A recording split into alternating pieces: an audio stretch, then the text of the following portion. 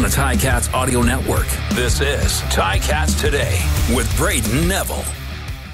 On today's episode, we check in from day one of the CFL Combine in Winnipeg, where players, coaches, and GMs have arrived, including Ticats head coach and offensive coordinator Scott Milanovich, as well as general manager Ed Hervey, and they discuss their process of scouting players and more. It's Tuesday, March 19th, 2024, and this is Ticats Today. Players from across Canada have touched down in Winnipeg today. We heard from GMs and coaches at the media availability, and what's a big week in the CFL. Players won't start the Combine until Thursday. That's when we'll see those popular events like the bench press and the 40-yard dash. And then on Sunday, they will have the individual drills and practice session where they'll perform in front of scouts from all 9 teams across the CFL, including head coach Scott Milanovich and general manager Ed Hervey, who spoke today. Yeah, I think with respect to the Combine, it's an opportunity for us to have a chance to interview players, get to know them. We watch them on film. We have a lot of information, and the 20 minutes that we get in interviewing them gives us a chance to meet them, understand them, and then we have some questions. The on-field stuff, you get a chance to see how they compete, get a chance to really look at them, get body types, measurable, see who's been working.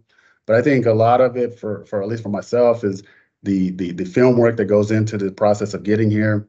And then the next step is getting to know them, the medical history, and then after that, really where they fit and where the coach's evaluation comes in and how it all meshes together, and being able to select the right players that fit into what we're doing and what we're trying to do moving forward. I think that's the importance for myself. Yeah, I would piggyback what Ed says. There's no substitute for game action. I will say the interviews, I think, are critical. Just getting a feel for the personality. And there are some things that you can pick up in person that you can't on film. But, the interactions with the other teammates that these guys are going to have in the next 4 or 5 days, those things are important. But I still think there's a fine line between reading too much into a 40 time or a vertical jump or a one-on-one rep over the next 5 days, as opposed to watching a guy's playing speed and what they do when it really matters. But just getting to know them, I think, is the biggest thing for me. Our responsibility during free agency is to look at all possible options on how to improve our football team.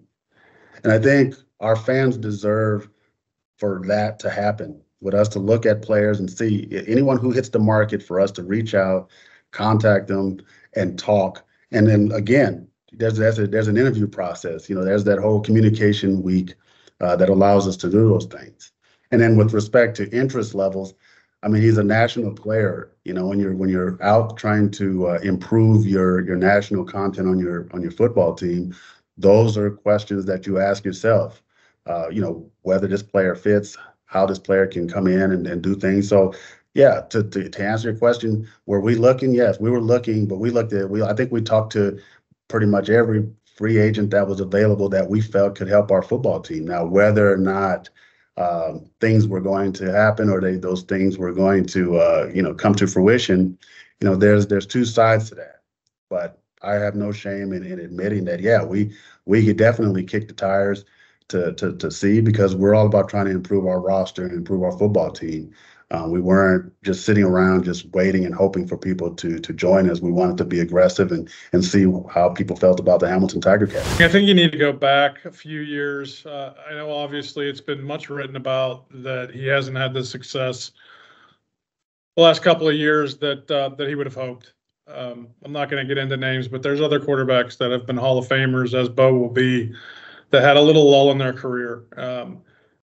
Bo Levi Mitchell didn't forget how to win Grey Cups. He didn't forget how to throw the football. I saw that firsthand. His competitive spirit, obviously I didn't know him prior, but I can attest to the fact that his competitive spirit, his love for the game, his intensity level, his ability to lead, all those things are still there. And speaking from my perspective solely here, I believe he's going to have a really great bounce back year. He's going to have to prove that on the field. And I would say that if he was sitting next to me right now. But there's nothing that I'm seeing. I know he had some injuries over the years. His arm strength is fine. He had an injury last year. He's healthy from that. We need to keep him healthy. I need to put him in better situations to have an opportunity for him to be successful early and often throughout the year. And we're talking about why the question was, why do you believe the face of your organization can be Bo Levi Mitchell, who's, I think everybody would admit, is a first ballot Hall of Famer. So he's been in a little bit of a slump. We're going to help him out of that. Yeah, I mean, I like to believe that, with all optimism that it was going to get done. I think, when it comes to free agency, these things are never personal. And I think that's kind of what gets thrown out there, is that there's a belief that there's a disconnect between the agent and the team, or the player and the team. And, the way we handle our protocols is all business was handled through the agent. Communication was daily. But we also, I think both sides was very aware of the market and had to let the market play out. But from there, did we think that we were going to lose Tim White? Tim White was a priority for us. And we, Scott and I had talked about it, and we were all in lockstep with that. But it was a decision that Tim had to come to with respects to where the market was going to go and where he wanted to finish his career. Yeah, I'd echo that. I think, Justin, I stayed in contact with Tim without trying to hound him. Obviously, just letting him know how much he meant to us and that we wanted him back. And as far as the numbers and the contract and things, I don't get involved in that. I think Ed and I are on the same page, and I know he's going to do what's right for the organization first and foremost, and then do what's right for the players. So, as a coach, I think sometimes you have to some degree, prepare for the worst case. I know I'm kind of made that way, but obviously was really pleased when we were able to get him back. That's a big piece for our offense. Again, free agency is an interesting time for players and for teams, right? Because there's so much unpredictability with that. But given the situation, we went into free agency prepared in understanding where our priorities were. And again, that number was something that was floating around, but until something becomes a reality, you don't know how you're going to respond to it. But I think from our perspective, we really looked at it as Tim was a priority for our football team, but we were so far apart with respect to expectation. I believe that the market had to go and show what it was capable of, and then from there we were able to find a resolution. And then clearly, through our efforts, Tim proved, to be someone that was a priority for us. And obviously we were successful to get Tim for more than 1 year, which I think bodes well for both sides. Probably didn't have time to build the relationships that you would like with the defensive side of the ball, but it has given me a heads up from an offensive perspective. I know a lot of our players. I got to coach them. I know what they're capable of. I know from a mental standpoint how much is too much for them.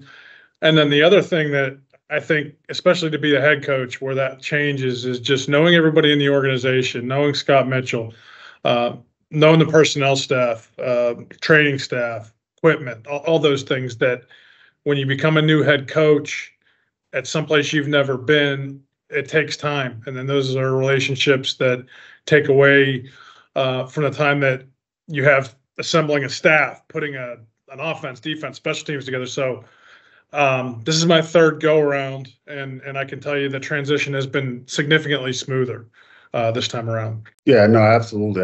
I feel the same way, is that having the opportunity to not only work with O and the guys, but having a chance to have Scott come into the building later in the year and really get a chance to know. I knew a lot about him, and obviously friends of mine that I'm close to in the league have spoke very highly of him. So you get a chance to watch and witness his work ethic and his passion for the game. You know right away that everyone's going to be able to work together because the common cause is about winning. And then with that experience, getting us to this point where our roles have changed, but the expectations are still the same. So I think from that, we're just going to just continue to work to put the best product on the field and work in tandem to try to make sure that we're competitive enough to win a championship, because I think I can speak when I say this, that's what we're in this for. You don't do this just to, just to be a part of it. You do it with the expectation to compete for championships, and that's what we're all about here. Yeah, obviously I haven't been in the league the past few years, but it's also always been a huge part of your depth, of how you're going to manipulate the pieces of your team, how you're going to handle your roster. For that young man to make the plays that he made down the stretch to win a championship, I just think I feel like I've always been a little bit spoiled, Frank. I always feel like I've had really good Canadian content on the teams, even back when I was coaching in Montreal with Coach Trustman. And I thought Jim Barker did a nice job when we were in Toronto with guys like Andre Dur. So I think it's always been, that's why we're here, right? I think it's always been something that the staffs and organizations I've been a part of were very mindful of and really understood that that's kind of the driving force behind this league and behind the roster. Yeah, no, absolutely. It's really, when you're going into these games, into the season, you're only as strong as the Canadian content that you're able to build. And young players are getting more opportunities. There's confidence in them to go out and make those plays. And I think that's a testament to the development of Canadians and the young players that you see league-wide. So when you go into games, I don't know if we go in and say he's a Canadian, he's American, and he's a global. Anyone that's on the field, as we see it, is expected to make plays.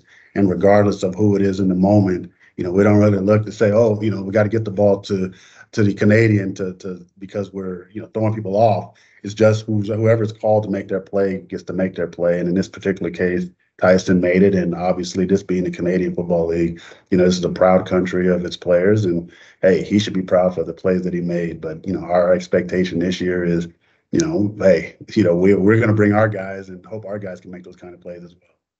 That was head coach Scott Milanovich and general manager Ed Hervey. I'll keep you updated as the Combine goes on throughout the week. Before we go, the Ticats announced today that the club's longest-running community program, Kicks for Kids, returns for the 2024 season. This will be the program's 16th season, and in 2023, it raised $4,600 for new shoes for youth from various United Way, Halton, and Hamilton agencies. So the Kicks for Kids program uses the accomplishments of Tiger Cats kickers to raise money at every Tiger Cats home game. When any Ticats player successfully kicks a field goal at Tim Hortons Field of at least 40 yards, Carmen's group will donate $100 for every additional yard. So, for example, Mark Leggio kicks a 45-yard field goal. It equals $500 in donations, and all donations will be matched by the Hamilton Tiger Cats. And on tomorrow's episode, we will have Tiger Cats kicker Mark Leggio himself on the show to discuss the great cause.